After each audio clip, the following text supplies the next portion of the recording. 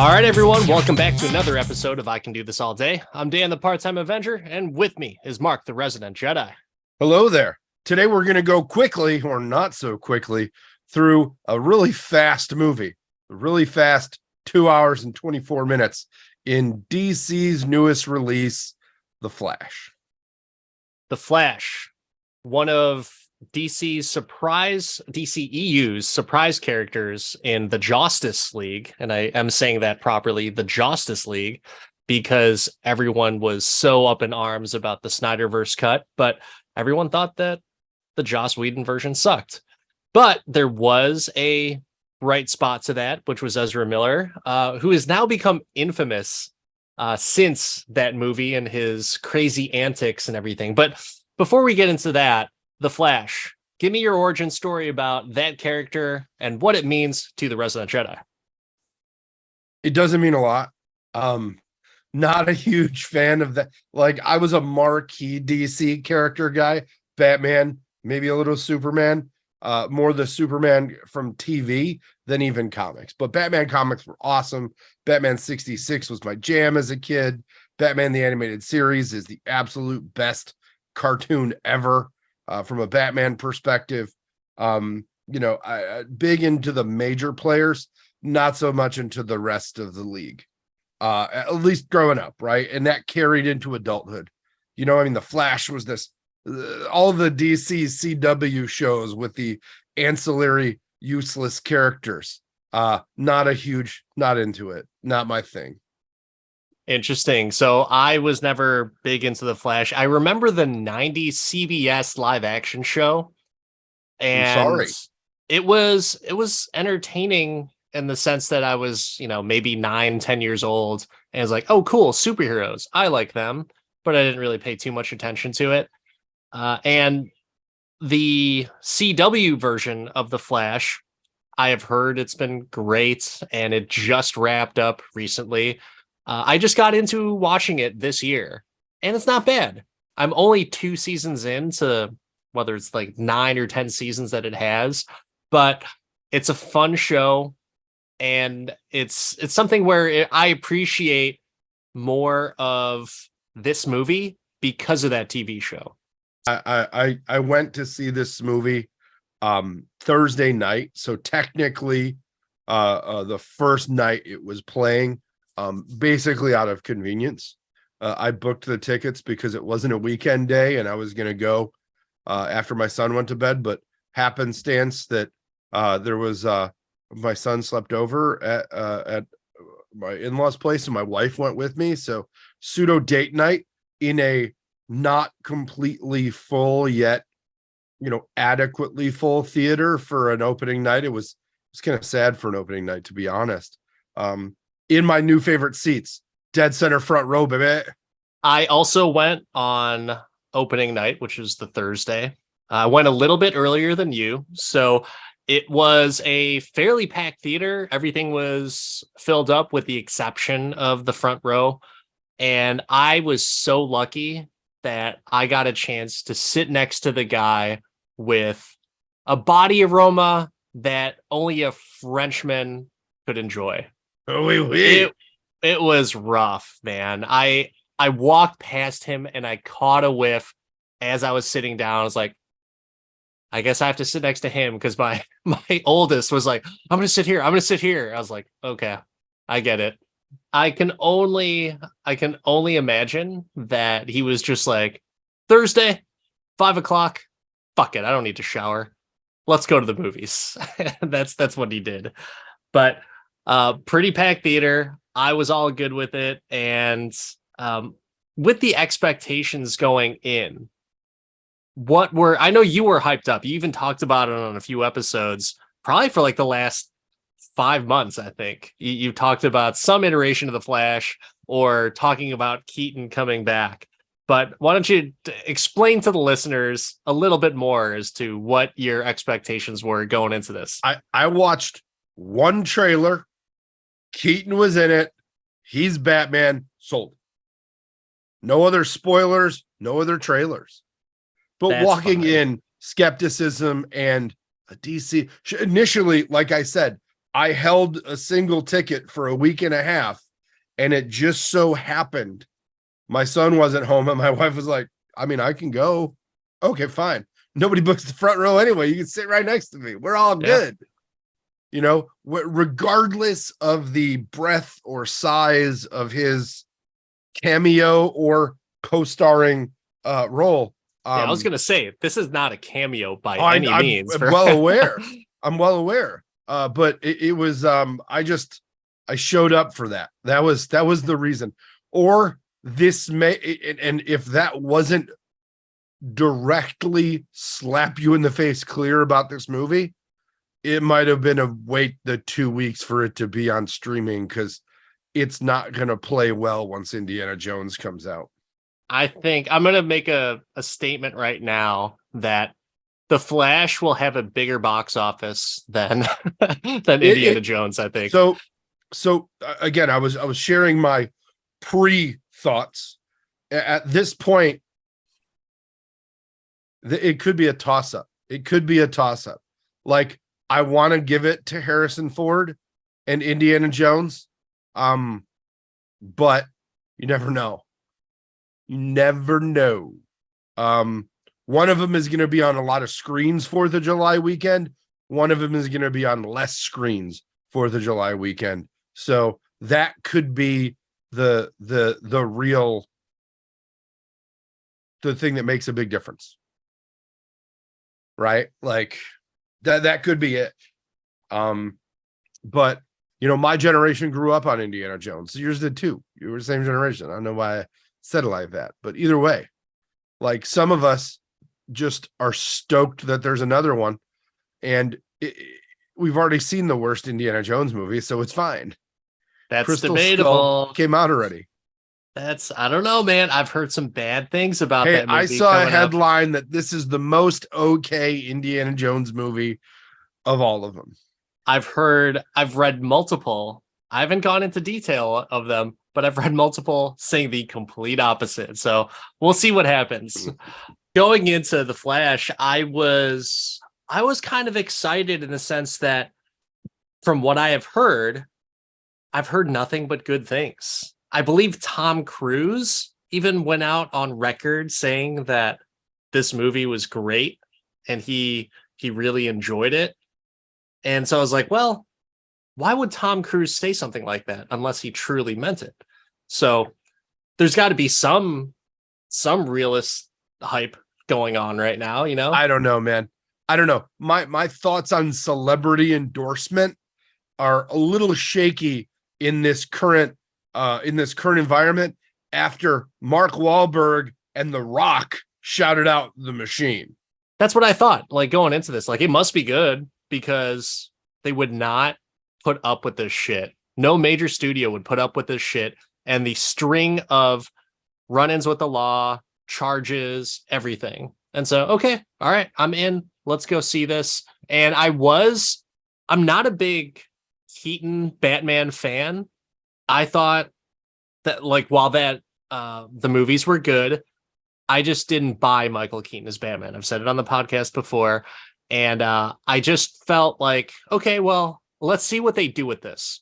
Because can they make this right for me, where I didn't like him as Batman, and will I enjoy it now? So I walked into it like that. This is interesting. I'm sad about that, but I also understand where you're coming from, right? Yeah, no, I was excited.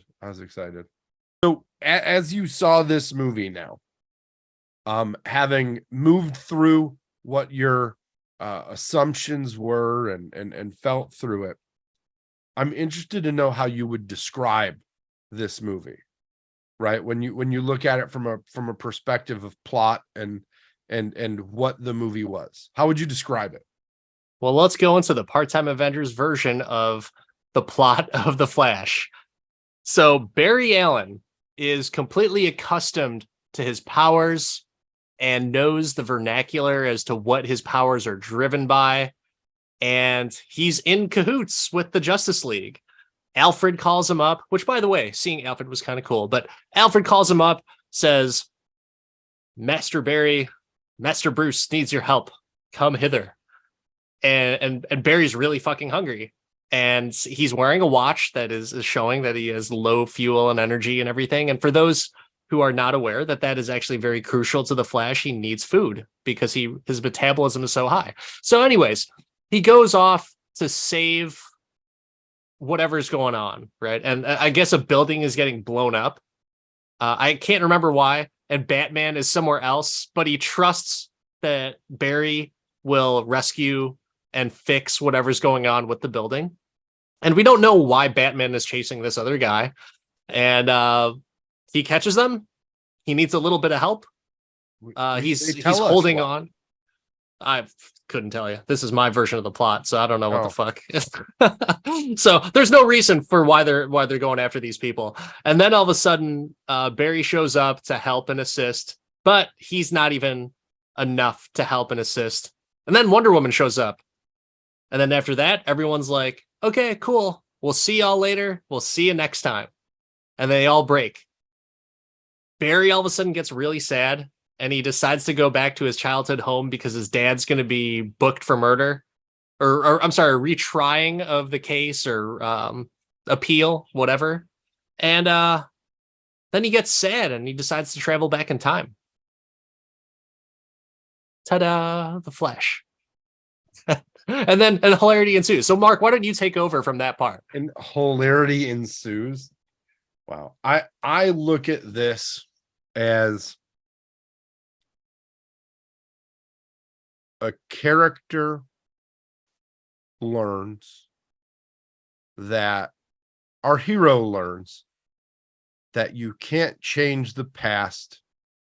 You can only move forward.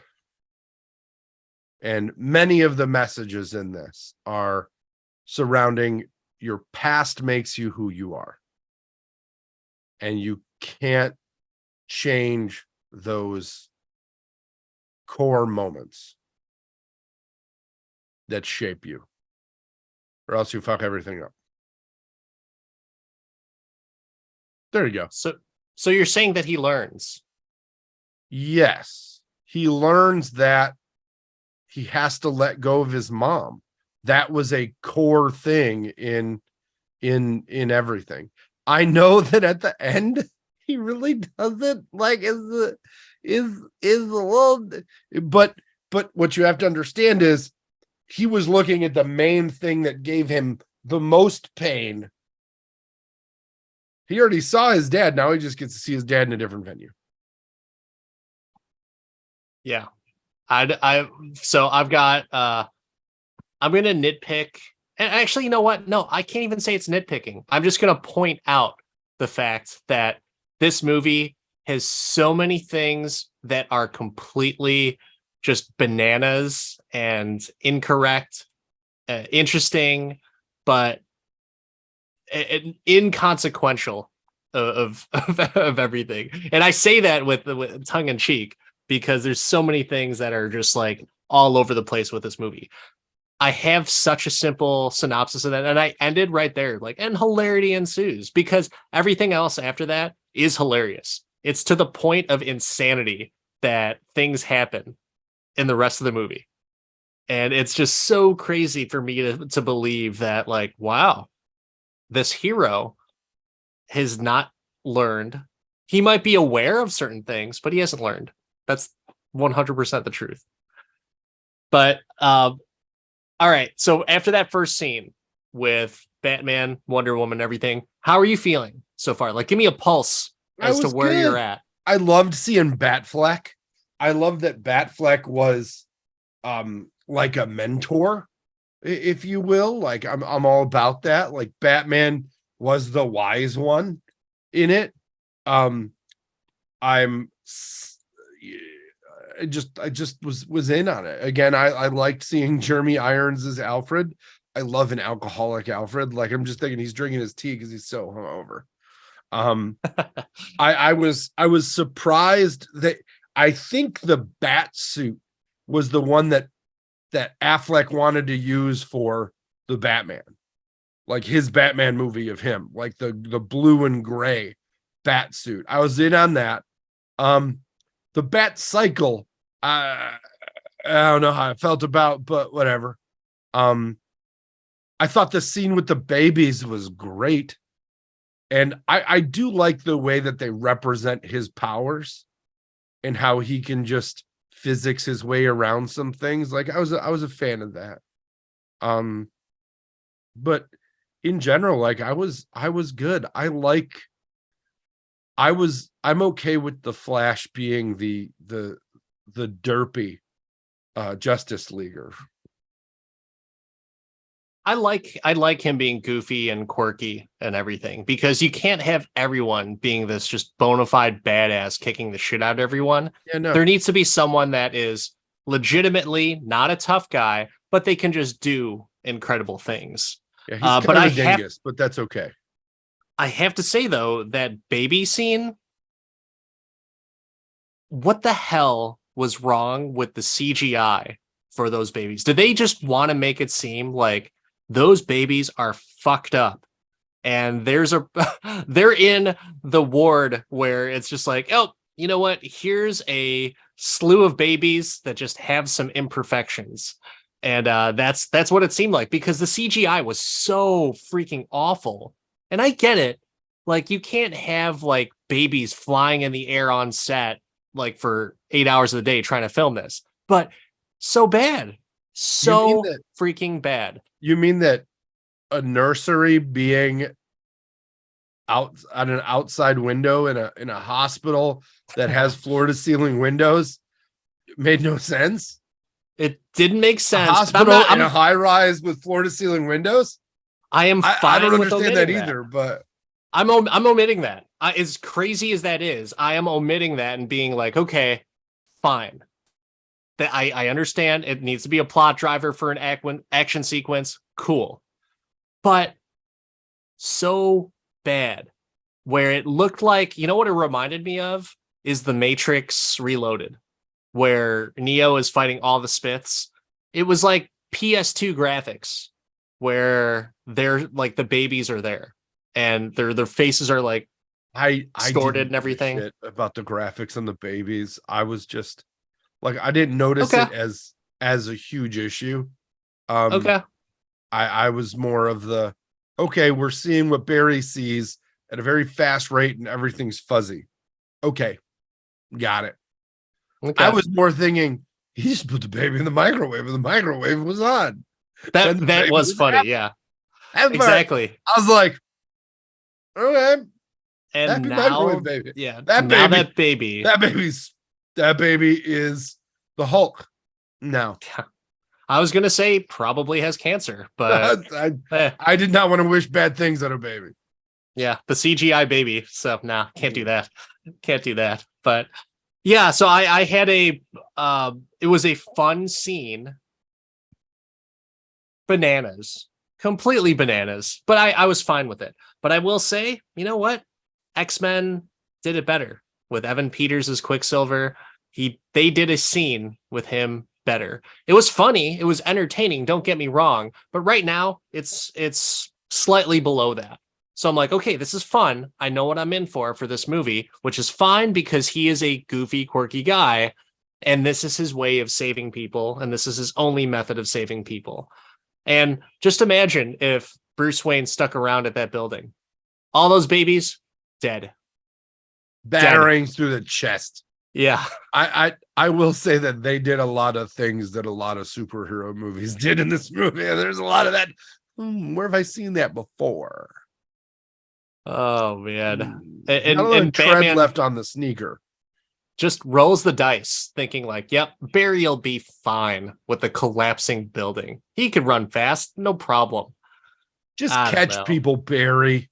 Yeah. And tie some random cables in the building so it doesn't fall apart or some shit. Because that's what he was doing. Tying random cables like elevator cables. Like, this should do it, guys. The Flash is good at tying he was handling the broken electric cables. He was, you know what else? Taking care of the hazard. You know what else was a hazard? The falling fucking building. The falling building happened afterwards. After Alfred said, well, you might want to hurry up with that because based on my projections, this building's going to fall over. Yeah. Yeah, I think he could have probably just evacuated the area and sprinted and got everyone out prior to tying up some loose fucking cables. I don't know. That's just me. But anyways, let's move forward. But he had all the time that the babies took to fall. Yeah, at time on the gurney, that nice cushion gurney. Man, you were really hating on this opening scene. The CGI really, really got to me. Really, and I'm gonna talk about that throughout this movie. The CGI, god fucking awful. God, I didn't even notice it that much.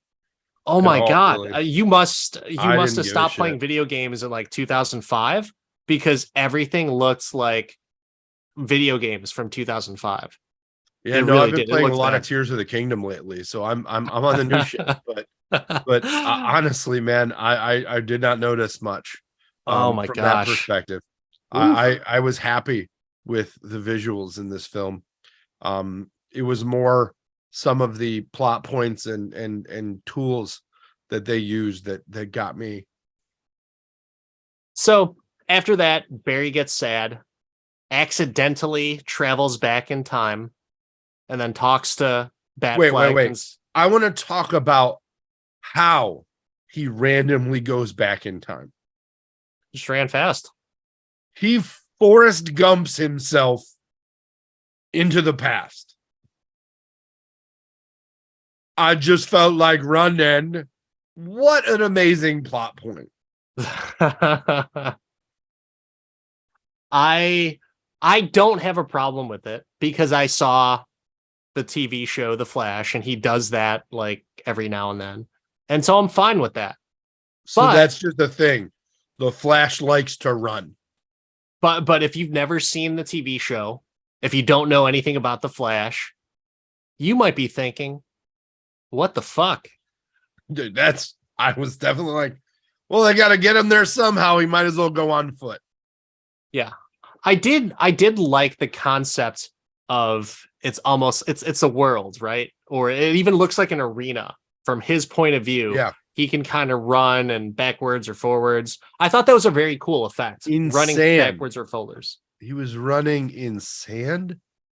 Hey, the Speed Force. Maybe that's what it is. Which, by the way, have they even mentioned the Speed Force before in the movies? No. Yeah. No. Fucking bananas. Hey, get me to the grocery store because this is driving me fucking bananas. I don't want to go to the grocery store. They had so many tomatoes. But I'm okay with it. Me personally, I'm okay with it, and I understand it because I have seen the TV show. Now, if they had mentioned this in other movies, I would also be okay with it. But I can only imagine. I've got this like. I have a certain perception now going into movies because we've talked about this with Star Wars. We've talked about it with Marvel. Like, you have to see or read the comics or something to know what some of these terms that are being dropped. Now, for the TV show, if you watched it, you got it. If you watched the movies, you didn't get it because you've never heard the fucking term Speed Force. At least I don't think I have. My guess is there's a ton of exposition that got cut from this movie explaining it. They just decided, you know what? People will get it. It's the sands of time. We're fucking moving here. Do you agree with that? Is that okay? I was okay with it. I rode the ride. The ride was fine. If there was gonna be, let me finish, because if it went deeper or the Speed Force was more than just it went in more than one direction or two directions, right, forwards and backwards. It didn't go up, left, right, down, whatever. Like, that wasn't a motion it did. So okay, fine. Either way, it was a way to go forwards and backwards in time. Instead of a DeLorean, we had a sand pit. It is what it is. I'm okay with it because I know the terms. But if I was someone watching this for the first time and they just got into DC characters because of the movies, not very likely. But if they did, I would be pissed on their behalf. And I kind of am, because how are you supposed to know and appreciate this stuff and respect the movie without knowing what some of these terms are? So that's my problem. I don't think the terms matter. I think explaining the how they got their piece was all they needed. And I thought that they did that. I thought that they touched on it, right? The dude Keaton did a good job. The big Keatonowski really gave a wonderful presentation as he cooked about the how they got their portion.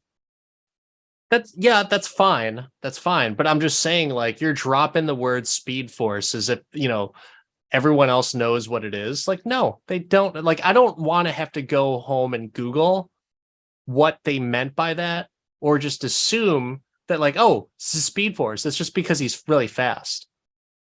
Like, that doesn't play, because he's talking about the Speed Force, the source of his power, of how he can move, how he can shoot fucking lightning out his fingertips and everything if he crosses his arms, sort of.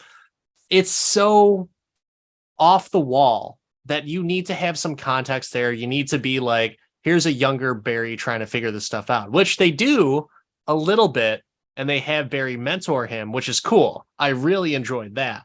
But I've a tough time for any of the newbies or people that they're trying to attract for future movies if you cannot watch this movie without having to do like back catalogs of comics, TV shows, and other movies. There's a problem. I don't know, man. As a newbie to it, as a non-Flash watcher, no problems here. No problems at all. And by the time they were editing this movie, they weren't making another one. It wasn't happening. No chance. So they knew this was it. It could stand alone. And it does stand alone. That's for sure. There's so many things on here that just don't make any sense whatsoever. But going forward on it, like, okay, so we've got him. He travels back in time. He figures out that, you know what? I am going to travel back in time. And then as he's traveling back, something happens and he gets knocked out of his little bubble. And he's back in the past in 2013. Did you know who it was, or were you curious about who it was that knocked him out of the bubble? This purple motherfucker. No, didn't care. Figured we'd get to it eventually. Did you? And you don't know the character from the comics or TV shows or anything like that? Not at all. Completely Flash agnostic. Okay. In this situation, so no idea who the character was. Nothing. So he's stuck back in time. Bad fast man.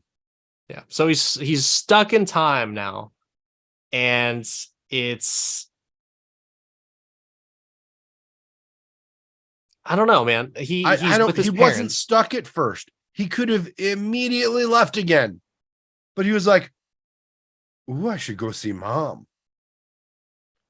I mean, he was like right in front of the house, right? Right. So he's like, he kind of has to. Does he? If he would have listened to Bruce, he wouldn't be in this mess. You would have noticed the awful, awful CGI through everything, because you have Ezra Miller as him, or as Barry Allen, the two Barry Allens, and they decided to CGI one of the Barry Allens, even if he's just the only one in frame. Didn't make any sense. Did not make any sense whatsoever. Yeah, they CGI'd his face. So it's Ezra Miller talking, but it's like a CGI face. And he's talking to himself, but they weren't even in the same frame. So it's like you can see it together where his face is clearly CGI. And I'm like, okay, I guess you have to do that because camera work. Maybe it's easier to do that instead of having stand in. Maybe you just plaster it over his face, a CGI effect. But then it's just him in the frame. And it's like, why are you CGIing his face right there? It makes zero sense. Why don't you just play it as Barry Allen, the actual live action person, instead of, all the CGI? I didn't know that. I also didn't notice any major differences. Like, you had what kind of weird theater did you go to for this? It's That you a were regular so sensitive to the CGI. the fact that it was there on the screen and you I could tell. Dude, this was not like BVS upper lip mustache It Justice League was. situation. It It was absolutely was. nowhere near that. 100% because it's in like 90% of the movie. Oh God, dude, it was not So bad. I read somewhere that the director, Andy Muschietti, I think I'm saying the name right, he said that was strategic.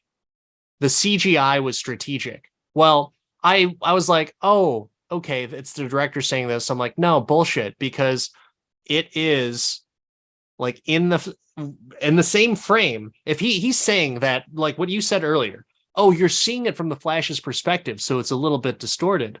Like, no, that's not the case, because as an audience member, I'm looking at two Barry Allens. One is normal, the other one has a CGI face. Why is that? Were they just de-aging him?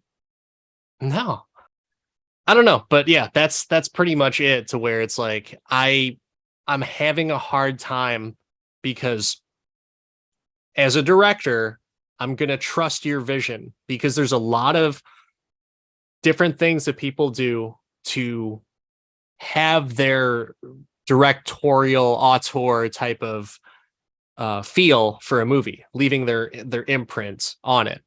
But at the same time, it's like, I think this is full of shit. I think there were so many messed up, bad CGI items or CGI, even people in this, that I was like, oh, I can't, I don't know. I'm having a I tough swear, time. I did not notice a damn thing when it came to that. Like you're focused on this in such a it's so odd to me.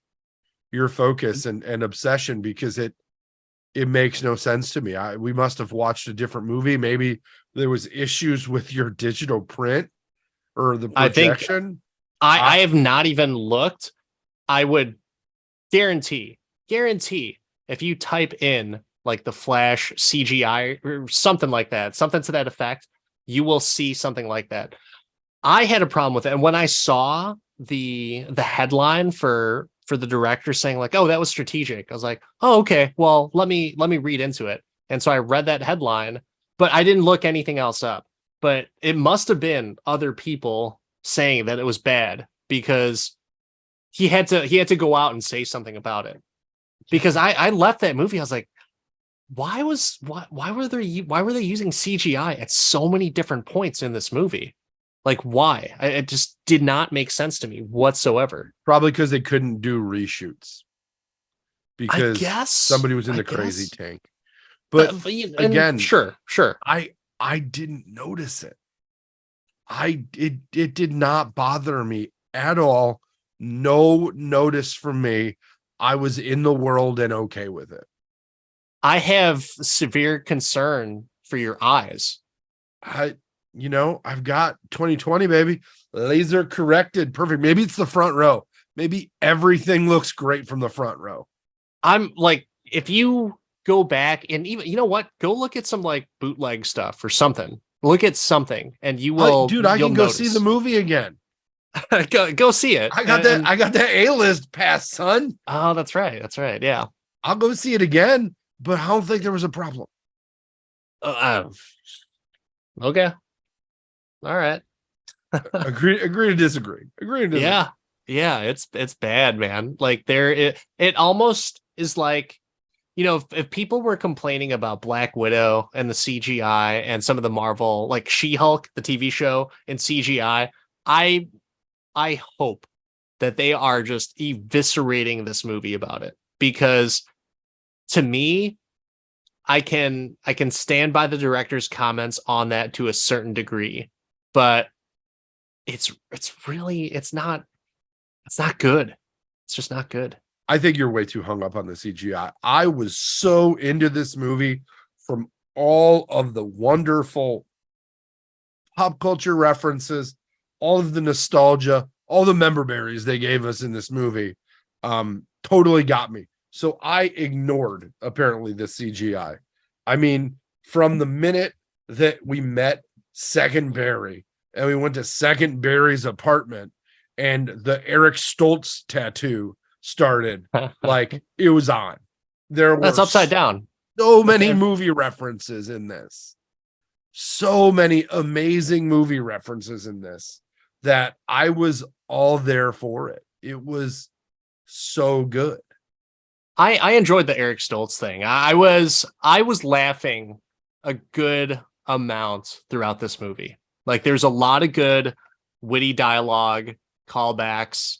Eric Stoltz and Back to the Future was great, and the fact that they just kept on that joke, and anyone else who is not aware that Eric Stoltz was actually shot a good portion of Back Like to the half Future. the movie. Half the movie. And then Michael J. Fox replaced him. If you were not aware of that, that's almost another one of those things where it's like, if you didn't get that before, then will you really appreciate it? Like, why the fuck do they keep on talking about Eric Stoltz?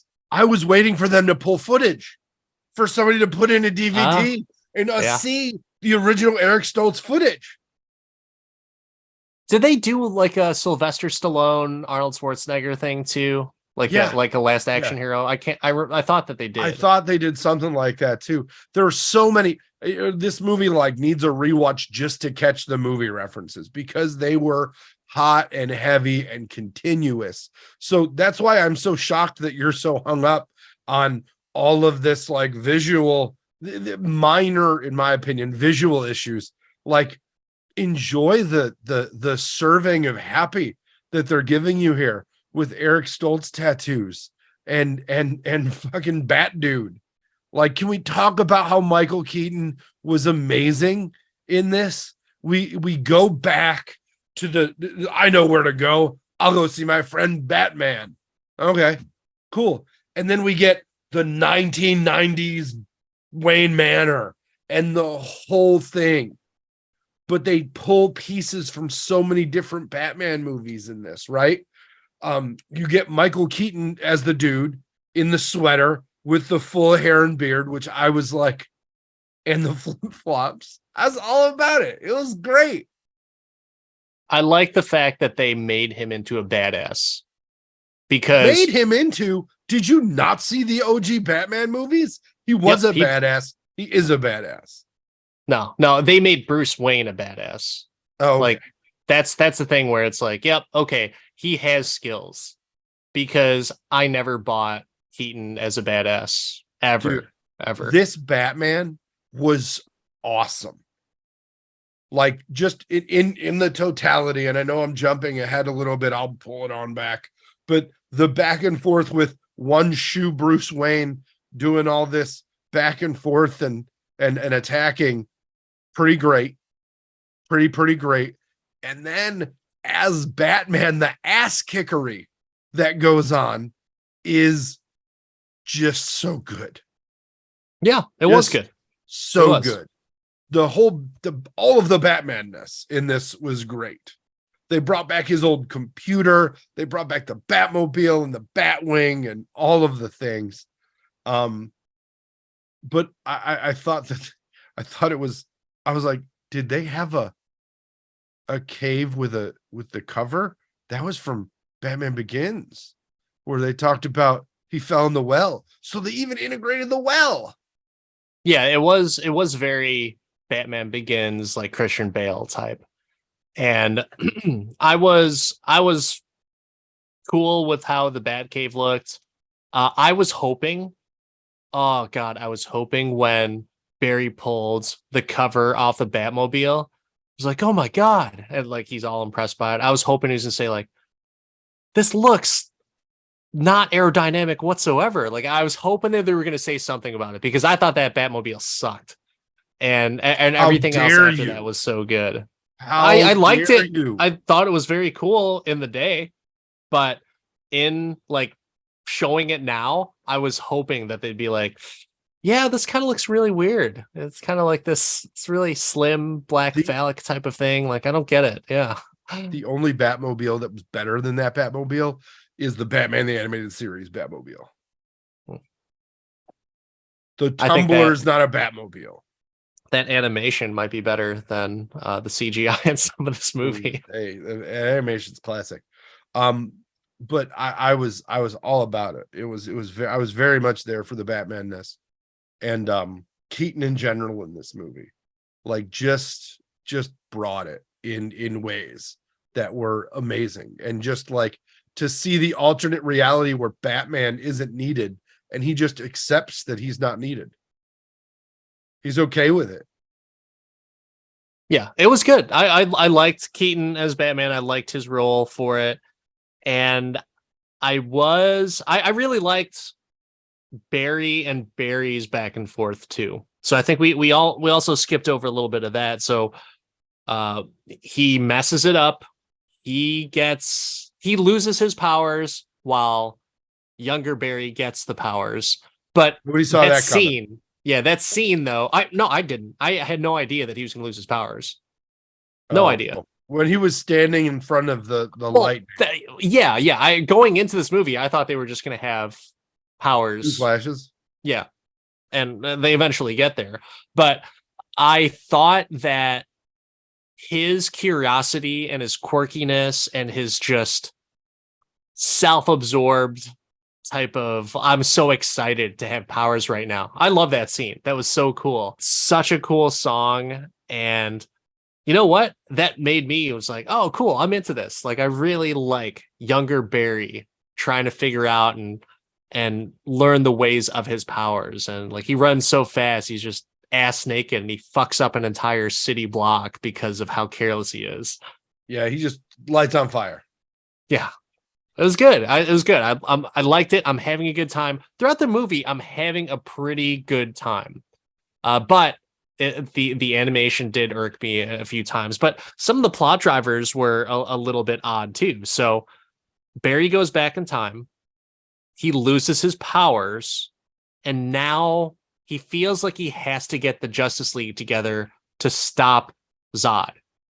Why? Hold up. You're missing the Barry has to try and get his powers back piece, where they go full young Frankenstein on it with them hooking him up and Batman being Frankenstein. No. This is before they even go look for Batman. I'm saying that he's like, oh yeah, we need to get the Justice League together to stop Zod. Why? And I get it because like the whole, the kid's dad died, and that's it. That's the reason why you have to go get the Justice League. You can stop all the deaths from happening, and so that's why he should do it. Yeah. It's like stopping 9/11, buddy. I guess. It's like killing baby Hitler. You just got to do it. Yeah. Drop him off a building with all glass windows and make sure Barry Allen's not there. I guess I'm so not emotionally invested in Barry's feelings that I was like, why? Why are you going to get the Justice League right now? Like that's my thing is like, if I'm supposed to like this character, and yeah, it's sad that the guy's dad just pancaked down, but you saved the kid. But yeah, I don't know. I'm not emotionally invested as to Barry's feelings. His mom, sure. I think that there's certain things that when you couldn't do all that you thought you should be able to, that just ingrain on yourself, right? It's part of Barry's drivers that he failed during the Zod attack. And I think that that's consistent with the rest of the movie. He just failed. It was one of his cores, and that was one of the things that shaped him. So I was okay with it. I like the fact that he felt a sense of duty at that point, as opposed to being like, well, not my problem. Got to go back. My mom's alive. Keep mom away from these guys. I get that. I understand. Anyone would feel guilty if they could do something about it, right? But I just don't buy. Me personally, I'm not. I don't care if Barry's sad that he allowed, which is not even his fault. This kid's dad died. It's not his fault. Not his fault whatsoever. So I'm just not emotionally invested at that part. If he's going back to save his mom, great. If he's going back to save a whole bunch of other people that it wasn't even really his fault because he didn't know how to really use his powers that much anyways, Eh. I just look at it as a 9/11 thing, right? Like if I know I can stop this horrible tragedy, I'm going to do everything I can to do it. That's why he took the initiative to get his powers back. That's why he went to find Superman or Supergirl or Superwoman, whatever you want to call her, Kara. But I think that makes you that guy, to quote a completely different superhero movie.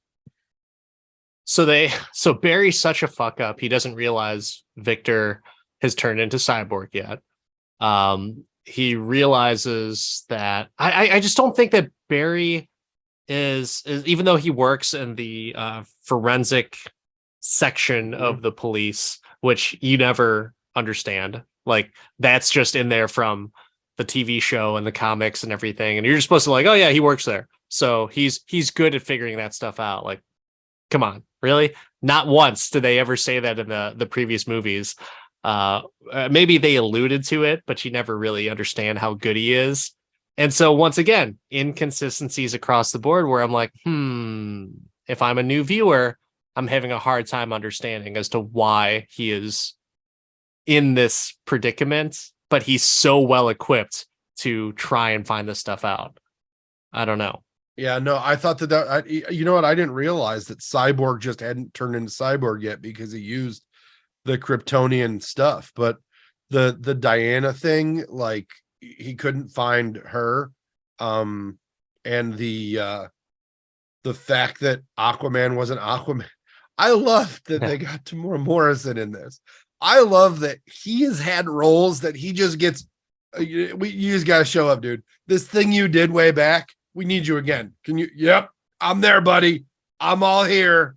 He's going to be in Ahsoka. He's just there for it because he got 1 or 2 roles. He gets paid regular. I found it so funny that I'm like, and your wife is the queen of Atlantis, and he turns and looks. It's not. It's just not really. Nope, no, nope. Not so much. I think he got the wrong number. but it was funny. That was one of the many parts that were so funny. Yeah, it's a fun movie. It really is a fun movie. Absolutely. I am just like pointing out the faults of the writing, the after effects, the characters too, because I feel like as a comic book fan, I could easily go into this and just be like, yeah, I mean, they incorporated so many things from the comics and the TV shows. I was happy about it. But I feel like for the listeners and also other people out there that are new to the property, that like, yeah, this is a valid criticism as to where some of this movie falls short. I feel like you went into this movie expecting something. At solid high movie. level of caliber, when every single DC movie that has ever come out since in the modern era has disappointed. And I went in with no expectations. But no, that's not true. That's your opinion on the DC movies. I've enjoyed a lot of the DC movies, more so than you have. I don't know. I enjoyed this movie, and I didn't notice a lot of the faults you're talking about. I'm surprised by our. I think because you've seen so, in your opinion, all these other movies are shit, and you were like, oh, because Michael Keaton's in it. I really, really think that that's what it is. Oh no. I enjoyed Keaton. Don't get me wrong, but I thought in one way that I'll put it, and we talked about a lot of the fun stuff. I felt like they took the Ragnarok formula and applied it to this movie, right? They took a lot of the just, okay, this needs to be 60% funny, if not more. And we need to stop being so damn serious with all this DC shit. They don't care about the why. Let's just get us there. And I think they did that. So why do you have a problem with the Justice League then? What do you mean? You do not like the Justice League. Why do you have a problem with the Justice League and not this movie? It's the same thing. Humor. I don't think it was funny. That it was bad humor, right? The Justice League in general Okay, just fair wasn't enough. funny. Fair enough. Fair It enough. wasn't. Yeah, I mean, This movie was funny, where I don't think there was a comedic actor in the Justice League. Anybody in the Justice League movie that you're going to see in a comedy when it comes out? Like anybody? Affleck, Eh, Momoa. but Momoa, yes, Momoa for sure. But Affleck, Affleck is debatable. I'll I'm going to see Michael Keaton in a comedy because Michael Keaton is hilarious. If you don't believe me, Multiplicity. So I'll say Ben Affleck I've enjoyed in comedies. Momoa I've enjoyed in comedies. And yes, Fast X counts as a comedy. Gal Gadot I've enjoyed in comedies. So yeah, Gal Gadot, what comedy has Gal Gadot been in where she played somebody that wasn't straight? Like, are you thinking about Date Night? That was carried by absolutely. That movie Date was Night. carried by Steve Carell and wait. Go back to the that she wasn't straight. What? Say that again? that she played the straight, like her role in that movie was to be so serious that it was unbelievable. She didn't like have punchlines in that movie. She wasn't that was a 100% Tina Fey Steve Carell That's movie. fine. I mean, still in a comedy, and she added her seriousness into that. And Gal Gadot was, either way. I thought that the humor in this movie so much different than the humor in Justice League. Sure. Well, the writing is better, right? I mean, I think it's fair to say that the writing's better. Heads and tails above. I don't know. But the comedic aspect of it, I feel like is just you're talking about if this movie followed a certain formula, then that's the reason why it's good. Like, well, Justice League tried to follow that formula. And granted, the writing wasn't as good, but like, I feel like you're putting this one on a pedestal solely because of Keaton. If you take Keaton out and you put in someone else, maybe freaking Clooney or Clooney's funny. Like that. Clooney could have been just as funny as Keaton in this movie. Yeah, but I think like you wouldn't enjoy it as much. I don't know. I disagree. Clooney as Batman was hilariously campy, and I enjoy that Batman movie. That movie sucked so hard. That movie is amazing with Arnold. Oh, God, I wanted to like it so bad because of Arnold, but it sucked so bad. Oh man, you asked about what my wife thought at the end when they brought out Clooney. She's like, because that's her Batman. That's her favorite Batman. That was the Batman that came out when she was in that age group to go see a Batman movie. She was like, Yeah. I thought it was at the end. It was Clooney and it was perfect. Yeah, I thought it was going to be because it's like, oh, that definitely sounds like Keaton. And I really think that Keaton voiced it and then Clooney just stepped out because I swear it sounded just. I swear it just sounded like I was like, that doesn't sound like Affleck whatsoever. And so I was like, okay, yeah, they're going to bring Keaton back. And then Clooney steps out. But oh, man. So wait, before we get to that, we're getting way ahead. Let's bring it back. So he's trying to get the Justice League back together. And they go to this excursion to save what they think is Kal-El. That was some awesome action scenes. Awesome. Great action. Very poor planning on their part. Because Batman's just really cool with letting this rando human, no powers, no fighting skill whatsoever, to go into this, what seems to be like an underground Turkish prison in the Arctic.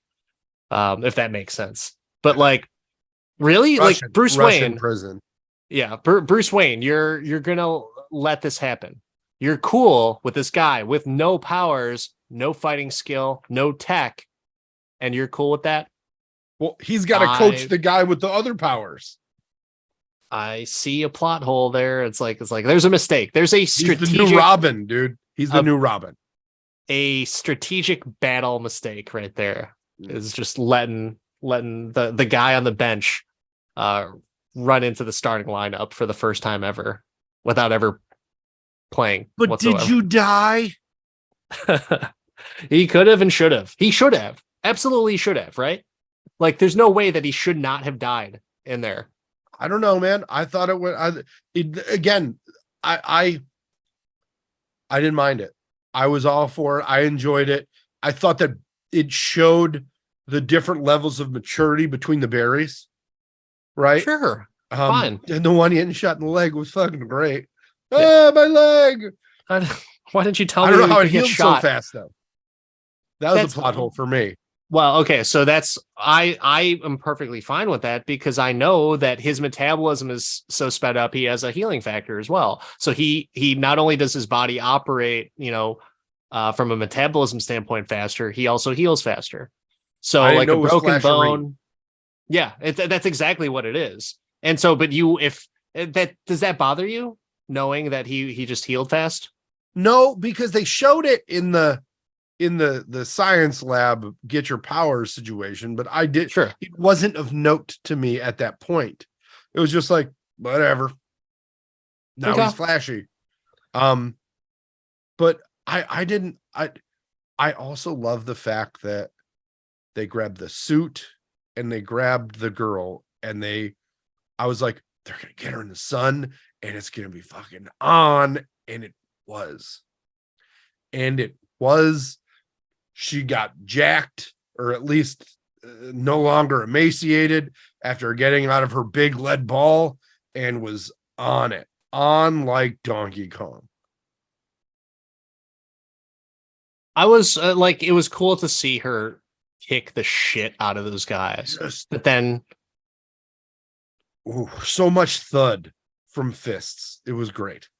then I knew something was up there because she is straight up killing these guys, straight up killing them. I mean, she hit a home run with one of their faces. Yeah. So it's like, okay, well, obviously, I would be pissed off if I was stuck in a Turkish lead prison for however long. I mean, I also did think that this Batman seemed a little more vengeful than the normal. Like there was some Really? he looked like he was killing motherfuckers. I mean, he was certainly skillful, which was good because that's what that Batman needed. I feel like that to stay true to Batman as he's been portrayed since Keaton's era. Yeah, we needed a Batman that could stand toe to toe with everyone and kick some ass. So I was happy with it. I was happy with the action scenes, and I was going back and forth on it. I was like, is this better action and better Batman sequences than Affleck in Batman v Superman? It's pretty close. It's pretty close. It's close. You know what it's better than? Kilmer and Clooney. Sure. For sure. Yeah, absolutely. It is on par with Bale and with Batfleck, I think. This was really cool to see, like, legit action, good choreography.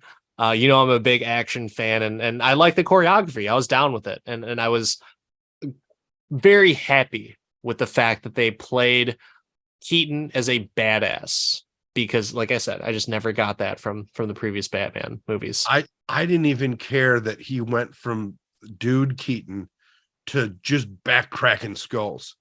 He didn't need the Affleck training montage. He was fucking there. And I was okay. Whatever.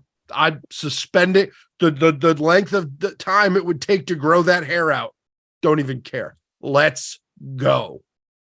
I was wondering if they were going to play that off like he's gotten older and he's slowed down a few steps. And I liked that. You know what? I think he might get shot, a few times here. And like he's putting up the cape to protect them from the bullets. I was like, ooh, there might be legitimate danger right now. He might get hurt really bad. He might get critically injured. So I was down for it because like you got the old Batman have a hail storm of bullets just flying right at you. Is he going to be as invincible as a younger Batman would be? And I guess he is. He is. Yeah, because he's got those wonderful toys. Yeah. When that can't I love the fact that when younger Barry takes the older Batman suit and he makes it into his own, he can't fucking turn And so like the rubber The on his head face, turn. like I'd put a note. The head turn was just. I was like, they did the thing.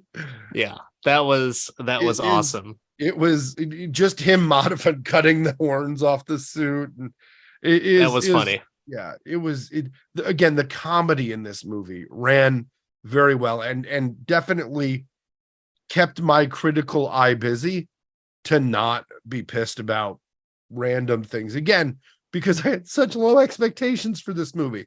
Did you see Black Adam? DC not doing well. You enjoyed Black Adam. I did.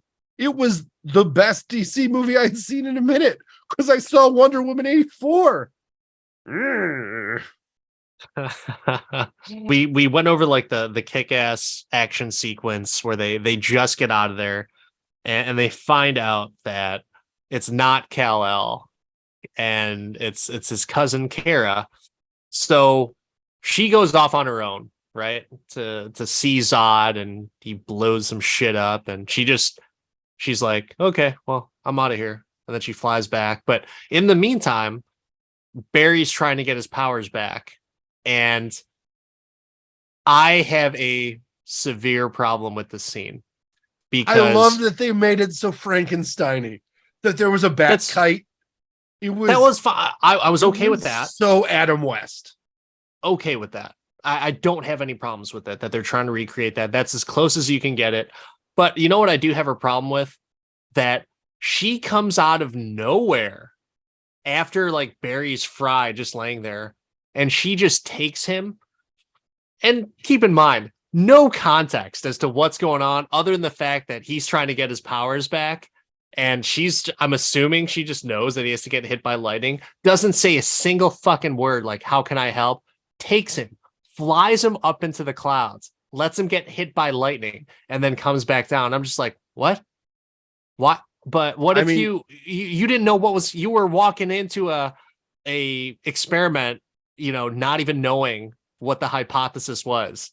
But maybe she was watching the whole time as she was flying with her X-ray vision.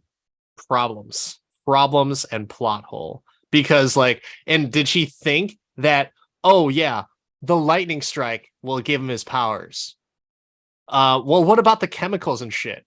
Did she not factor in the other 50% of that equation as to what will give him his powers? He was already doused in the chemicals. It was fine. It's fine. It needs to be happening at the same time. So I've got a problem with that scene. I'm just like, yeah, you could have killed him right there, and it could have been very bad. And Keaton and younger Barry could have been like, he just died.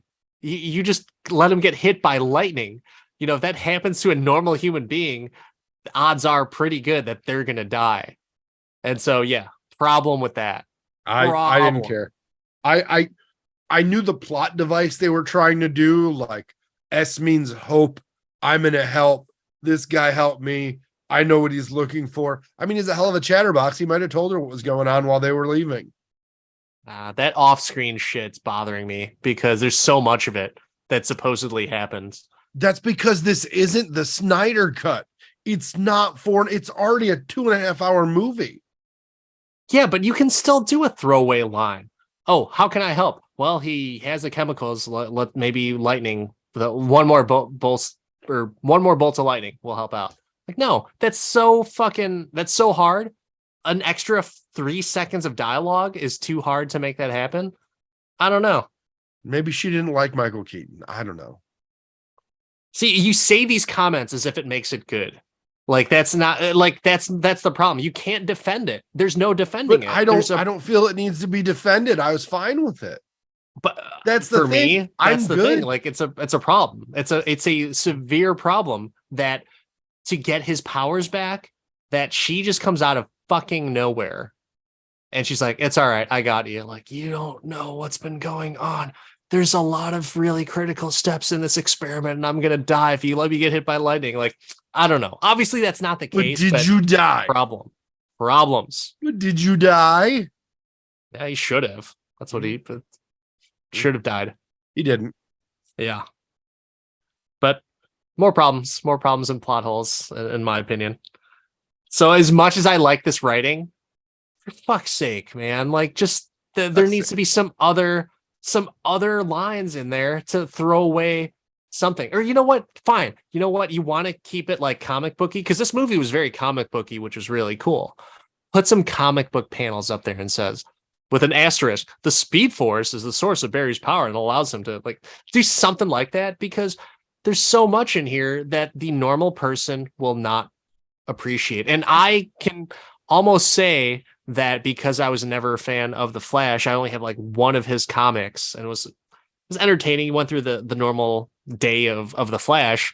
I just feel like, yeah, this is too much for a first time viewer, someone who doesn't know, or someone who is trying to really do critical thinking about this and get an appreciation of the movie. See, I think the things that you're looking for from an appreciation standpoint are because you need to know everything. The casual viewer just needs to go on the journey. The casual and we've seen lost. in a lot of the tropes that we're going through to get somebody their powers or to do a thing. We've seen the struck by lightning scene in so many other films and movies that we're just like, we get it. He needs to be struck by lightning. Everybody fucking gets it. The lightning. They've got the kite, the lightning. Okay, this person will fly him to the lightning. Perfect. Like that's been done. We don't need to get into this huge, like, we don't need the exposition. Let's just move. Let's get to the good shit. You don't need exposition. You need a throwaway line for at least for her to be able to be in loop of the conversation. Disagree. Man. So if the casual viewer also needs to be aware that this CGI sucks, do they need to know that explanation? Apparently, why it sucks? Apparently, two people that have seen every superhero movie that's ever come out walked out of that movie theater with no problem with the CGI. After seeing Justice League and being like, I can't believe how bad the CGI was. That's the thing that amazes me. Like, if you cannot find a problem with that CGI, like, you guys need to go get an eye doctor visit. I'm telling you, now. man. Again, like, it's just. I don't know why you're so hung up on it, but I respect your ability to have an opinion. It's a movie. You visually watch a movie. I did visually watch it. I kept watching it. I didn't pause it, rewind it, and say, "Oh my god, this baby looks terrible." I just watched it. I let it keep rolling. The baby was the start of it. Oh. You've had I didn't notice a difference between the berries. I was fine with it. It worked for me. Oh man, it was fine. It did not bother me at all.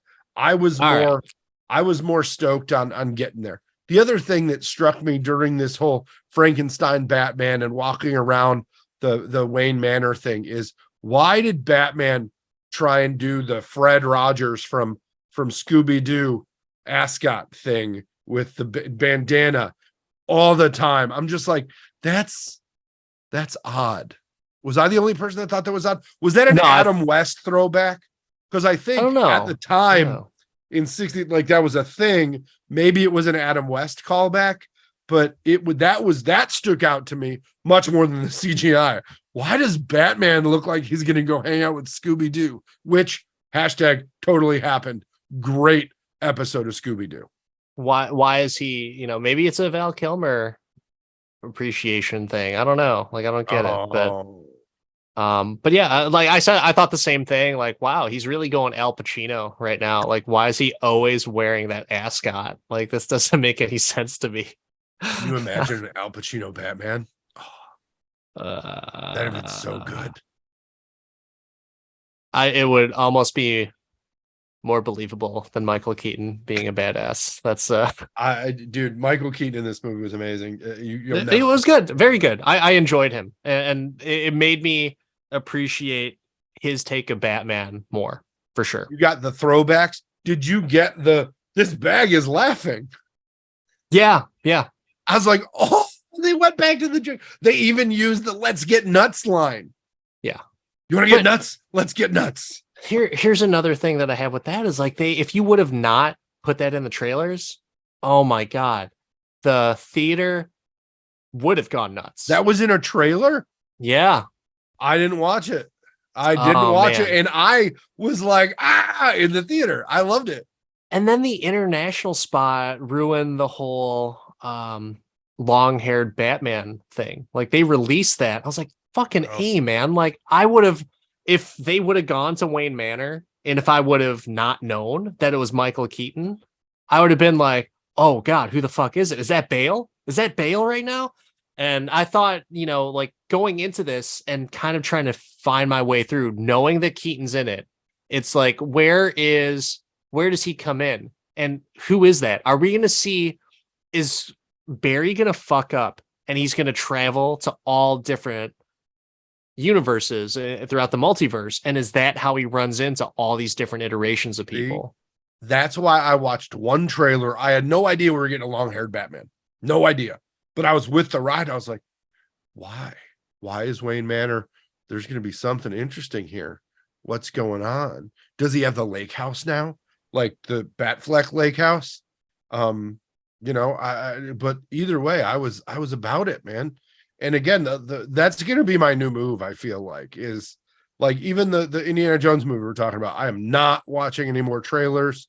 I've seen enough to be like, yeah, I'm going to see it. So I'm just staying spoiler free and I'm just going for it. I haven't watched the trailer to Ahsoka. I'm going to go into that spoiler free. Spoiler free is the way now for me.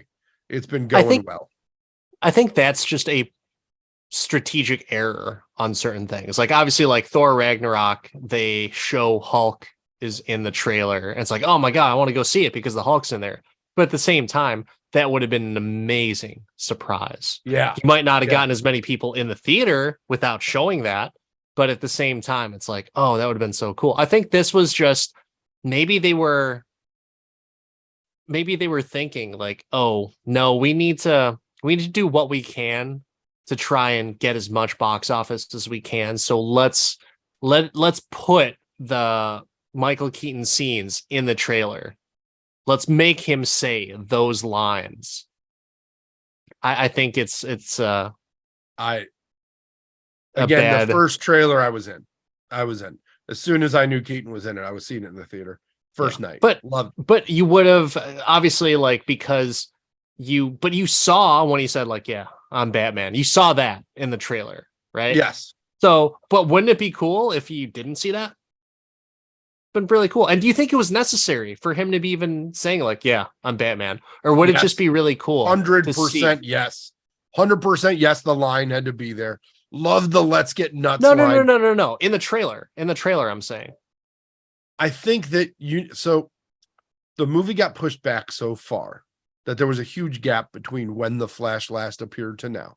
And with all the Ezra Miller shit, like you needed a reason to go see this movie and you needed to raise some excitement.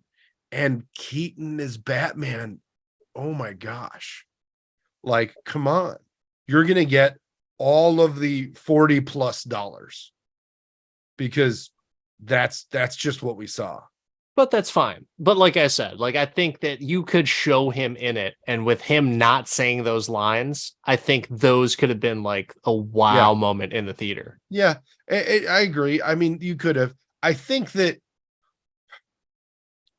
think that DC's been good at holding things or putting things together in that manner. And honestly, I don't remember the last movie I went to that the audience had a wow moment. Except for this movie in the denouement situation. But to your point, I think some of the stuff they held back in this movie was very deep cut, was very fan service for deep nerds. Like, and I say that lovingly because I am one of those people. But I think that some of the things were just such a deep cut that they almost would have confused people if they were included in the trailer. So you had to do Keaton, and by giving Keaton, you think, oh, that's the thing. And then you hit them with all of the rest of this, right? So we go through the Zod fight and Barry realizes that Batman's gonna die. And that Supergirl is gonna die, and that they die, which is antithetical to anything that DC has done, right? I mean, they did that Superman, don't get me wrong, but then he came back. But in this timeline, they were destined to fail, which is never the right thing, right? They did the Iron Man thing for Marvel, but this hit that in a very real way. One side note, loved that they brought the Danny Elfman music back for all of it, and they played it as he died, per se. Like, they gave him the full on, like, they just gave Keaton everything in this movie, and I was all about it, even though it wasn't the whole movie. But they gave his scenes just so much during that fight. The Batwing spinning on an axis, like on an axis, that was, I don't remember that ever being a thing. No, it was a good addition to the Batwing, because I feel like, oh yeah, that certainly helps with not feeling nauseous in the cockpit. Being an old man flying a plane. Yeah. Yeah. But I thought that they did so much service in that scene, and it did what it needed to do. You know, they got beat down by the big Kryptonian, the big giant one, and the chick. Like, he couldn't win and he couldn't lose. And it gave him kind of that realization, right? That hero's realization of mature Barry was like, man, we can't do this. But new Barry, non-seasoned Barry, was like, yes, we can. Yes, we can. And we get Kryptonian arm damage Barry and battle armor Barry, and eventually Krusty Krab Barry, or what was the character for Bootstrap Bill Barry? That's what we'll call him from Pirates of the Caribbean, the guy with just all this shit on him. That's the Barry we get. Like, you knew about this character. I didn't know that it was Barry that pushed Barry. A character named Zoom, who is basically like the bad Flash, or the Reverse Flash, as some people say. Now, Reverse Flash and Zoom are different characters in different universes and everything, but there's always a opposite to Barry. And it's for this, I didn't realize it actually was Barry. I just thought it was someone that was like, I'm your evil twin, you know, like that's what it is. But it was interesting. Like, yeah, I'm the one who picked you off of your little journey there and to make me, which was a very cool plot point. So I like the fact that he's like, yes, this is our paradox. Like, this just needs to happen, and it's always going to be a ongoing fight. This is always going to happen. And so if that was the case, it should have been no way to kill him. That's another problem right there. Like, if you're saying it is a never-ending paradox, it needs to be a never-ending paradox. Don't end it with killing the younger self. Like, that's so dumb, because now if they wanted a sequel, there is no Reverse Flash / Zoom or whatever you want to call him, or Barry Evil's, like Evil Barry, right? There should have been an ongoing enemy, and that's like, hey, this is the reality of it. We're just like, you know, Heath Ledger in The Dark Knight. Like, I think we're destined to do this for a long time. Like, yeah, that should be it, because if Barry fucks with time, well, yeah, the other Barry is going to continue to fuck with time, so it always happens. There's no escaping. He's inevitable, right? He is Thanos. It's absolutely inevitable. But what do? They tie it into a nice little bow. But I want to rewind a little bit, because I did really appreciate the fact that Keaton's Batman had a warrior's death. And it was a very cool way that he was trying to fight the Kryptonian. Like, he's like, here, a bomb on the front, bomb on the back, you know? Like, and so I was like, oh, I'm going to continue to do this until you fucking fall over. But yeah, he is no match for Kryptonians. And it's a fair assessment that he dies 100% of the time, especially with an army of Kryptonians. And when you're fighting the biggest one of them all, okay, cool. I'm fine with that. It's all because he didn't have kryptonite. Yeah. But for Zod killing Kara, I was like, she's dead? That's just just a little prick. You know, like, I just saw Austin Powers too. It's like, it's just a little prick. And like, what, really? That's what took down her. The sign of hope That's what took him down. Just a needle. Mhm. God, what the fuck? Well, you don't know what was on that needle. Maybe he didn't swab it with an alcohol prep. Yeah. He did do. Dangerous. I did see in like one of the iterations he does snap her neck, which I'm Mhm. or maybe he did. Maybe it was just cutting her neck, but like I did see the snapping of the neck, which was cool. I'm like, oh, that should have been the Throwback. first. Yeah, Yeah. it should have been how she died the first time. That's like, Mhm. oh, cool. I see what you did there. Bring back some nostalgia. Like, hey, I really liked Man of Steel, so great. Hey, this is what happened. But no, it's just a little prick. Yeah. Got her. It all spoke to me to the spaghetti analogy though. Like Yeah. the inevitability, the regardless of what you change, these things are going to happen, but then they go a different way. It really worked for me. And when we talked about Spider-Verse, I didn't like the multiverse theory in that. It bugged me because it was similar but different, but trying to be similar but kind of not different. This they did. I thought the way that they put their stake in the ground was very much to the way that Endgame put their stake in the ground, and Marvel established is their multiverse. Right? They made a Back to the Future reference, and then they told you how it was wrong. So that formula apparently works for me. Make a Back to the Future reference, and then explain to me your multiverse theory.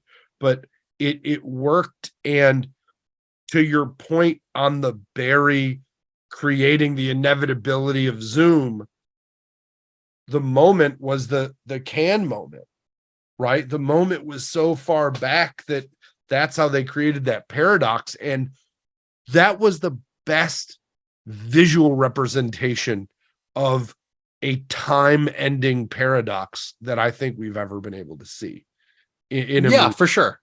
For sure. And it was the Absolutely. one time that DC went to the bank and opened it up. They grabbed it all. I'm curious as to how they did that logistically. How did they get the rights to Christopher Reeve? I mean, I'm sure I'm sure that they got the John Williams song that they played with it, the Superman song. It's so awesome that they did that. I think it's more of a surprise as how they got the rights for Helen Slater. Like when Helen Slater will take the money on that one. Helen, you want to be in another movie? Here's $10,000. You don't have to say anything or show up to a day of shooting. Okay. No, here's what happened during that meeting. It's like, hey, I think we should probably get Helen Slater. Like, who? Helen Slater. She did Supergirl. Hey, Do you guys have Helen's number? I don't have it. Do you have her? Like, oh, we were Facebook friends for a while, but like, no, I have no. Like, she kind of dropped off a while back. So is she like, doing they went to a random Comic-Con in Ohio and she was there yeah, signing autographs and taking pictures. Well, she does a lot of Pinterest lately, so I'll try and hit her up on there. I'll order a sweater and to break the ice. She made the dude sweater for Batman, in case you were wondering. But no, you know more than me because I didn't even know her name. I was like, oh man, that's really deep. That's going. But I loved that they got Christopher Reeve. I love that they gave Adam West's Batman a voice, but not a face. That was amazing. You see a little bit of it. Like, I mean, you can but you get enough, but it was very respectful. Yeah. As to that. And the elephant in the room, the super deep nerdy cut that I think you only appreciate if you've watched An Evening with Kevin Smith or listened to a fair amount of explanation and exposition about Superman. What was the name of it? Superman Lives. Superman Lives. And the Spider's story, we get full on Nicolas Cage Superman fighting a spider. Both my wife and myself are big Kevin Smith fans. That was my moment in the theater that I'll remember about this movie being like, holy shit, it's the spider. Oh my God. I didn't realize, I totally forgot about the spider. I didn't think about the Go back. I didn't and think about it at listen. all. Yeah. Go back and listen to the exposition again. It's on YouTube. Kevin Smith's story about Spider-Man or Yeah. Superman Lives. He'll tell the story about the producer at Warner Brothers who was so stuck on a giant spider, and knowing that the spider eventually gets inserted into Wild Wild West. Like, that's how they came up with the villain for that. Like, it needs to fight a giant spider. Also, there is a documentary about that movie, Yes. and it's super interesting. And good God, that suit looks so freaking awful. But you know what? I bet you that Nicolas Cage is so freaking happy that he was able to be in this movie as Superman, because he's wanted to be Superman for the longest time. And Nicolas Cage, I think we can officially say, full Cage renaissance going on right now. For sure. I even want to see the Nicolas Cage Dracula movie. Like, not in the theaters. Not in the theaters. At home. Maybe that'll be our Halloween movie this year. We'll pull a Cage out of the cage for October. But man, I'm just loving that he's in so much. It's on Peacock right now. So Renfield is on Peacock. So you can certainly go watch it. I definitely have a Peacock subscription. Yeah, you got to, right? $19.99 for a year. Not bad if you get a deal for it. But yeah, I was really happy about that. I thought they did everything very tastefully, and I was just in awe as to how they did it. I was like, how did you logistically figure this? I'm just curious about it. I know it's possible. Obviously, they did it. But at the same time, I'm not even really concerned about the financial aspect. I'm just like, hey, who did you talk to for Christopher Reeve? Like, where did you go? How did that all happen? And same thing for like George Reeves and I can't remember the guy who played Jay Garrick, but that's another deep cut that only the George Reeves Superman. I watched that in black and white on Nick at Night back in the day. So bad, but just like it was. What other Superman was I going to watch? So bad. But Batman 66 was the mirror. So was it bad or was it on par? That's the measurement. Yeah. But now you see why they could not cancel this movie. Like, what I would say that scene, regardless of all the other parts of the movie, that scene for me is the most is the most at scale with the final battle in Endgame. Not the action, not the impact, but just the emotion and the everybody and just the full circle piece of it. I was like, oh, dude, all the member berries. Who was missing from that little finale right there? Bale. You think you should have Bale in there? Bale, Kilmer. They could have brought Robin in. I felt like they really screwed that kid out of some stuff. Henry Cavill. Yeah, because I mean, Linda Carter. She could have been another good one, but she had her moment. She's done some cameos. Woman. She's been there. Yeah. Ryan Reynolds. They could have brought some Green Lantern in. You never know. That would have been hilarious. I think they should have done something animated. I think they should. Did they have animated in there? He died. Yeah, but I mean, you could still have the cartoon character. That's true. Yeah, I think they could have done that, or maybe that's just too Spider-Verse. Maybe that's like, this is unrealistic. Like, you got cartoons in there. Yeah, maybe they drew but if they went animated, do they do the CU Green Arrow and like, where do you draw the line? Yeah, but they drew the line again at people named Batman and Superman, which was the smart move, in my opinion. You stick with the heavy hitters. Well, yeah, you got to stick with the people that were in the actual movies, right? Like, because that's what people will know. They might not necessarily know who Green Arrow is. And it's like, why is Hawkeye in this? This doesn't make any sense. But I think a Superboy would have been a really cool callback. And plus, I'm sure you from don't the comics, that guy. Superboy. No, Superboy from the TV show. Oh, okay. I liked the Um, comics Superboy with the tactical telekinesis. Kyle. I enjoyed the TV show. I enjoyed the TV show, and you know, he would have. I'm sure that would have been a nice, cheap, Yeah. you know, Yeah. type of You could have got Lois and Clark. You yeah, could have got some Dean Terry Cain. Hatcher in this bitch. You Yeah, could have got somebody from Smallville. yeah, Welling would have been cool. I was surprised Brandon Roth wasn't in it, but He's everybody's had trying to forget his that one.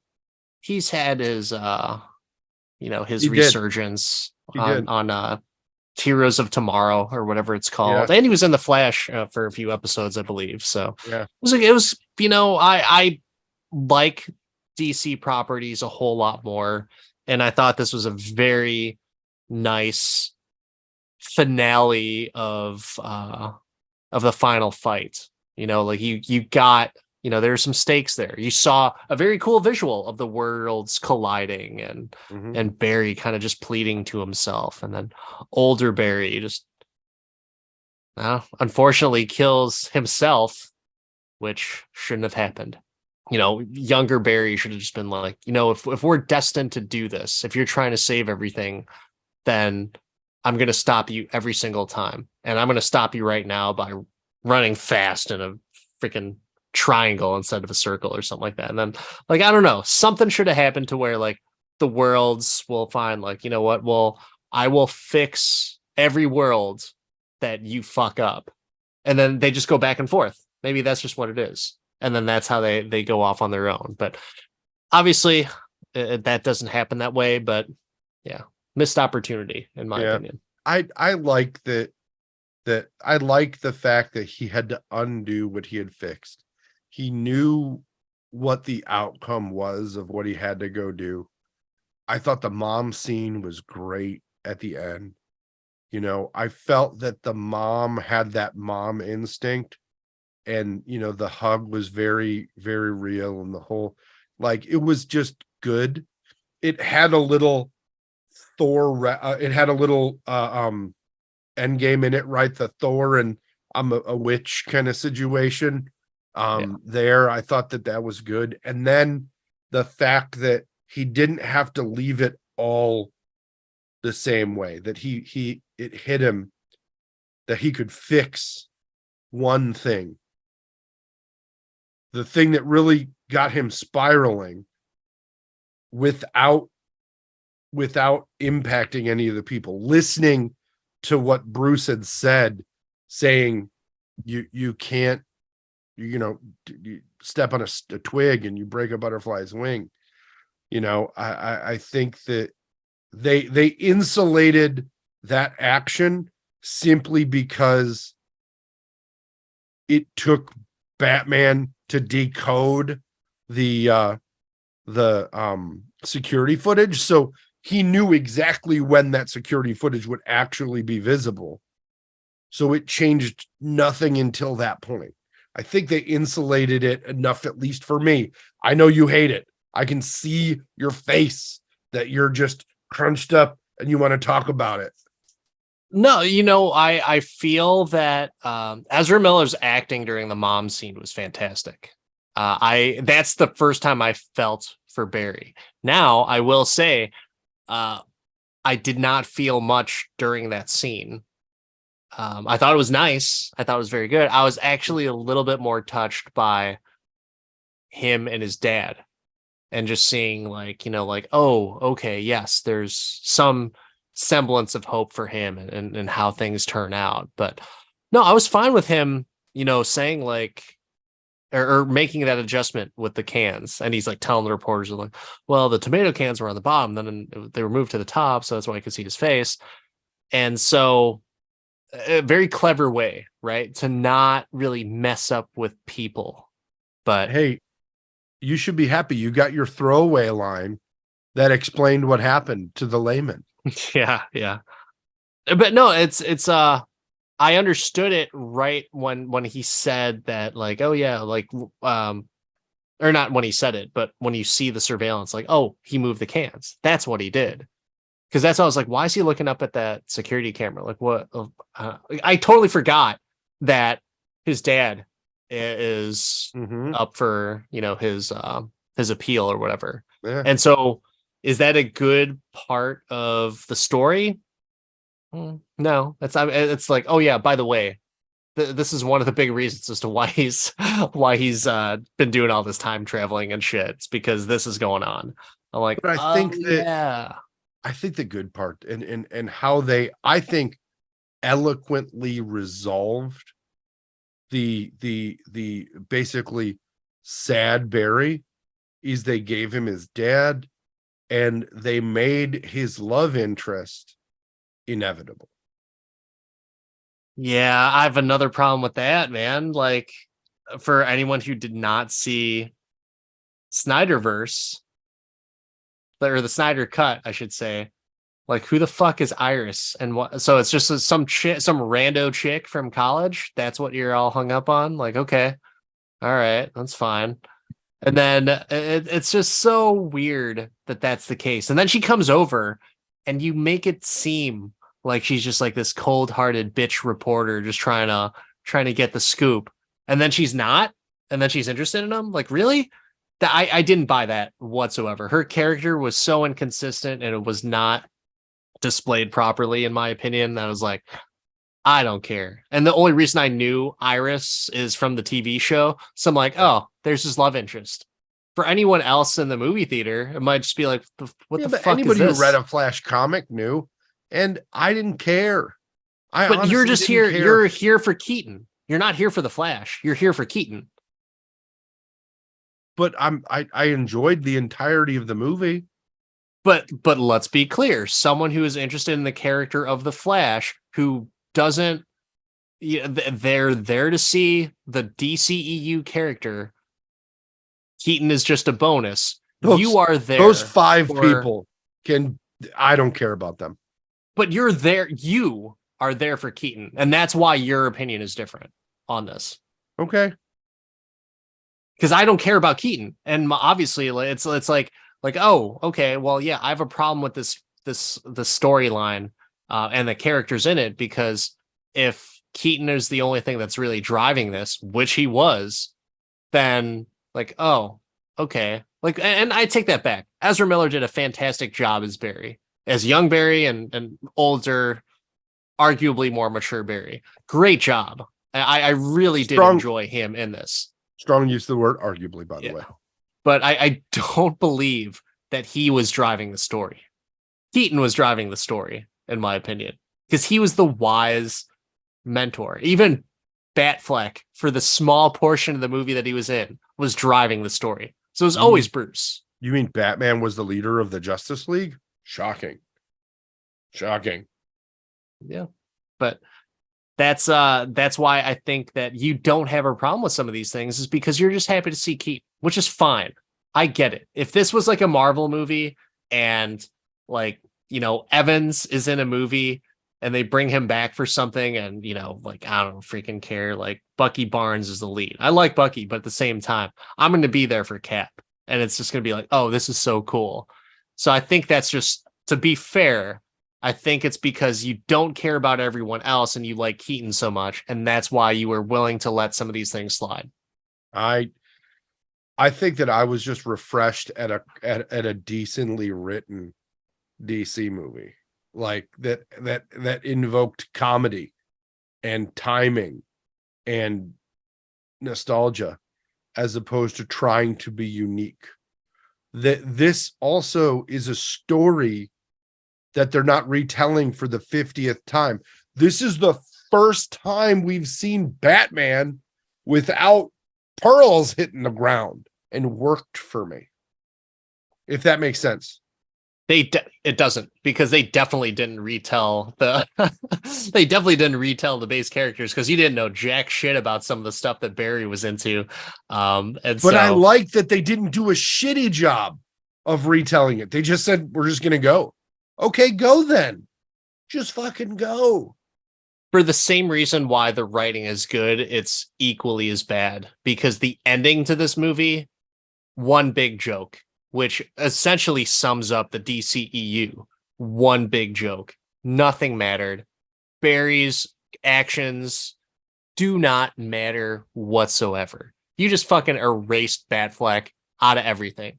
Doesn't matter. Let's just end on that. And by Well, the you way, brought my Clooney. my The tooth is gonna fall Clooney. out too.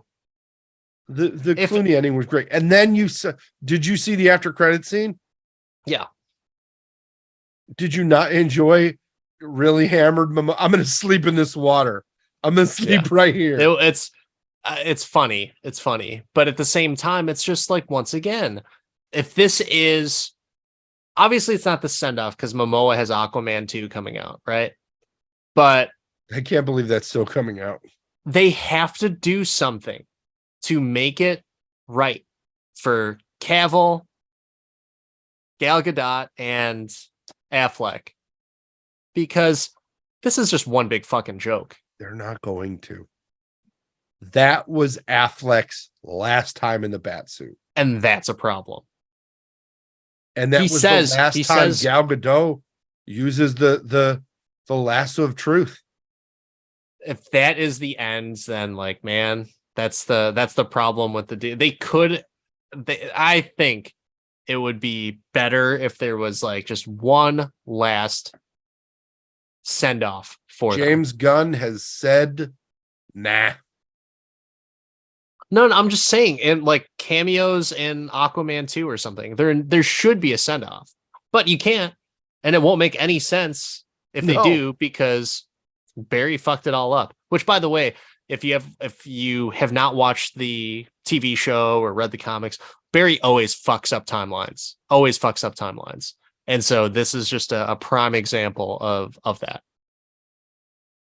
Oh man. So that begs a very important, I would say seminal question to our conversations. I can almost guess at your answer, but I'm contractually obligated to continually inquire. After seeing this movie, Dan, can you do this all day? So I'm going to break it down by the normal grading criteria. The music was great. You got the score from some of the Batman stuff, and you got some popular music that worked very, very well. And I enjoyed it. Okay. Nostalgia. Nostalgia is to the T, like perfect. And you have so many things, like including those deep cuts and the things that you never thought you would see, like Nicolas Cage's Superman. Fan freaking tastic. Action. Just really good action overall.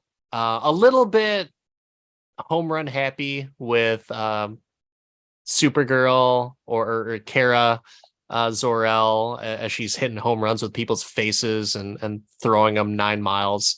I'm okay with that because Keaton's Bruce Wayne and Batman action was fantastic. So you got 3 solid reasons as to why this movie is good. 3 solid reasons. But when it comes down to that CGI, which is goddamn awful, unnecessary, and honestly, I think it's just an excuse by the director.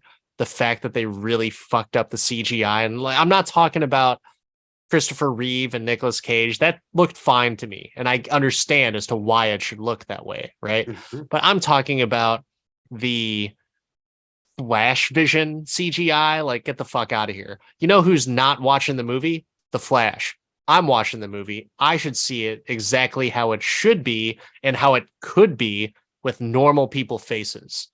So that's where I'm just a little bit, and not, I shouldn't say a little bit. I'm so fucking angry and irritated that they could not do a better job with the CGI. And if you come up with a bullshit excuse, yeah, sorry, not buying it. Not buying it at all. Big strike right there, right? But that's a pretty big strike to look past. The other thing that is just going to be the icing on the cake for me, and the reason why I cannot do this all day, is because this plot is so consequential and inconsequential at the same time. Just make up your fucking mind. That's my irritating point of this movie, is that it's going back and forth on, yeah, it's really important if I keep things how they are. Like, no, I can change it and save everyone. And then at the end, I am going to keep things as they are, but I'm going to change some things. And then they just fuck it up at the end. It's this one big joke that I'm like, okay, well, entertaining. I had a good time, but cannot do this all day. But Mark, I have to ask you, can you do this all day? Yeah. One word. Loved it. Let's go. That's 2 words, but Well, yeah. 3 and 4 if you add that. Yeah, was my one word. I loved it. I'll see it again. I'll watch it at home. I think it was entertaining, and it was definitely the first DC movie I can say that about in a very long time. I was like, oh, I'd see that again. I think it's the first superhero movie I've seen in a while where I'm like, I wouldn't hate seeing that in the theater again. Doctor Strange was a no. Thor was a no. Like, I watched them when they came out on Disney Plus, don't get me wrong. But like, that's the first movie in since I think since a while where I'm like, I would see that in the theater again. Though Spider-Verse is growing on me as well. I would be interested in hearing your thoughts if you just pay a little bit more attention and watch the movie with your eyes open this time, about the CGI. I that might be an option. All right. Well, we love comics and comic book movies and those characters. We watch this movie to support the art and hoping that they continue to make movies about our superheroes that we grew up reading about and watching on TV.